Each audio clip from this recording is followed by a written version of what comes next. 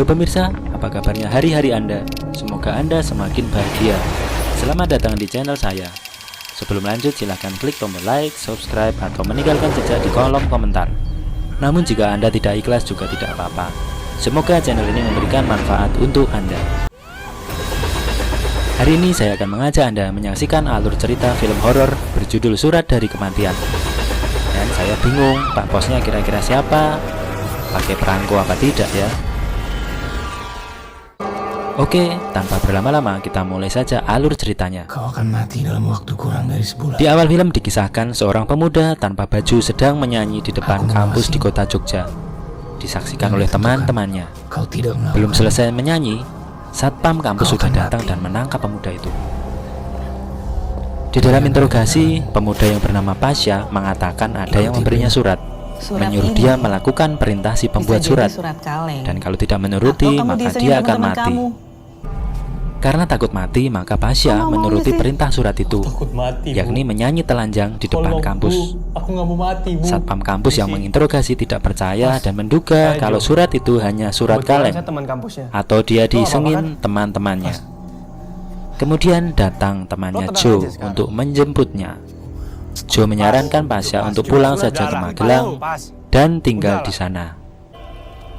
Di lain tempat, mahasiswa indigo bernama Sen sedang melakukan pengambilan video untuk konten YouTube-nya. Dia ingin membuktikan legenda urban legend Mbak Rohana di Virgin Brides, kota Yogyakarta. Beberapa kali penampakan makhluk halus muncul, namun tidak terekam di kamera Sen. Kemudian muncul Kinan, teman Sen mengagetkan Sen. Kinan ini seorang jurnalis, orangnya lebih rasional dan kurang percaya mistis. Kamu minta aku jauh-jauh ke sini buat ini doang. Beberapa waktu berlalu, seorang mahasiswa UGM bernama Reno mendapatkan surat yang sama seperti yang diterima Pasha. Surat itu berisi perintah untuk merampok minimarket di Jalan Kaliurang. Jika tidak menuruti, maka dia akan mati dalam 1 bulan. Di asrama, Reno mendapat teror mati lampu. Kemudian dia melihat penampakan makhluk halus yang muncul dari dalam sumur. Dia lari masuk ke kamar, tiba-tiba pintu lemarinya terbuka sendiri. Dan sejak saat itu Reno pun menghilang. Sen dan Kinan sempat mengecek kebenaran berita itu. Dan memang Reno sudah menghilang dari kosnya selama 4 hari. Setelah itu Sen dan Kinan berdebat. Menurut Kinan itu adalah pembunuhan berencana. Tetapi menurut Sen, penyebab semuanya itu adalah adanya surat kutukan dari orang yang telah meninggal.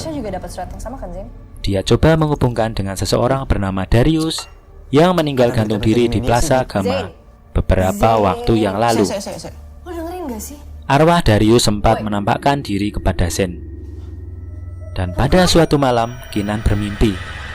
Di dalam mimpinya dia berada di suatu gedung memegang kamera. Ketika ingin merekam, muncul penampakan orang yang gantung diri. Ketika terbangun, dia mendapat SMS yang mengabarkan kalau jenazah Reno sudah ditemukan. Keesokan harinya dia mengecek ke sana. Polisi pasti akan menutup Benar, kasus ini untuk sementara. jenazah ditemukan di sebuah sungai. Dari hasil visum dinyatakan penyebab kematiannya adalah bunuh diri. Teman Pasha yang bernama Joe akhirnya juga menerima surat itu. Dia mendapat perintah untuk memukuli dosen di kampus. Joe kemudian melaporkan surat itu pada Kinan dan Sen.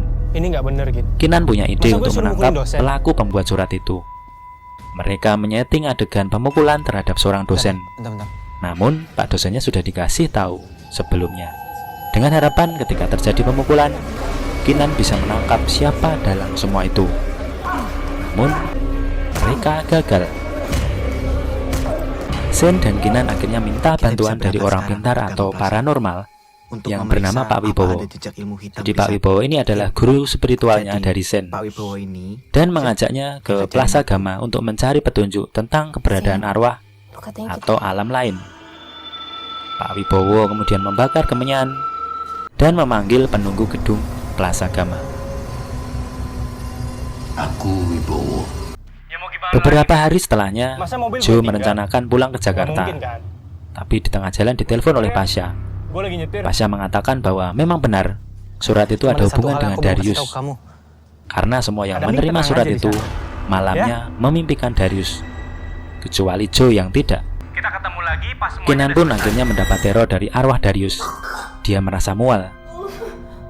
Ketika mencoba muntah, dia mengeluarkan tali dari mulutnya. Dan kemudian dia seolah berada pada peristiwa masa lalu, di mana di situ ada Joe, Pasha sedang menguburkan seseorang. Dan Darius tampak di situ sedang gantung diri sambil mengatakan, "Hentikan ini." Kinan mendapat kabar dari temannya, sesama jurnalis, kalau Joe meninggal dalam perjalanan ke Jakarta. Motifnya adalah kecelakaan tunggal, dan menyarankan agar Kinan tidak masuk terlalu dalam menyelidiki kasus ini karena membahayakan nyawanya. Dilewati oleh kendaraan lain. Kinan adalah sosok yang cekatan. Dia makin penasaran dengan kasus ini. Kemudian dia menghubungi Renata atau pacar Darius untuk mencari info tentang Darius. Dari Renata didapatkan info kalau Darius ternyata memiliki saudara kembar bernama Damian. Di lain tempat, Zen sedang melakukan pengambilan video untuk konten YouTube-nya. Dia mendatangi lagi Plaza Gamma, dan di sana dia mendapat beberapa penampakan. Namun tiba-tiba ada yang membekapnya dari belakang. Pasha kemudian mendatangi Kinan dari Magelang ke Jogja. Dia ingin menceritakan cerita yang sebenarnya mengenai kasus Darius ini. Pasha bercerita bahwa dulu Joe dan Reno sama-sama suka Renata. Namun Renata sudah dekat dengan Darius. Mereka mengajak Darius untuk menginap di sebuah villa. Dan di sana, Joe dan Reno mengerjai Darius hingga meninggal. Lalu mereka membawa mayat Darius ke Plaza Gamma dan merekayasa seolah-olah Darius sudah bunuh diri. Tiba-tiba Kinan mendapatkan telepon mengatakan kalau dia harus menuruti perintahnya atau dia dan Zen akan mati. Perintahnya adalah untuk membunuh Pasha sebelum jam 12 malam. Kinan akhirnya menyusul Zen ke Plaza Gamma. Di sana Zen sudah terikat dan badannya dibungkus plastik. Tiba-tiba muncul Damian, kembaran Darius. Dan dari sini bisa kita simpulkan bahwa pelaku pembunuhan mahasiswa selama ini adalah Damian atau kembarannya Darius. Damian kemudian memukul Kinan hingga pingsan, kemudian menusuk perut Zen dengan pisau. Arwah Darius tiba-tiba masuk ke tubuh Damian dan mengendalikan situasi.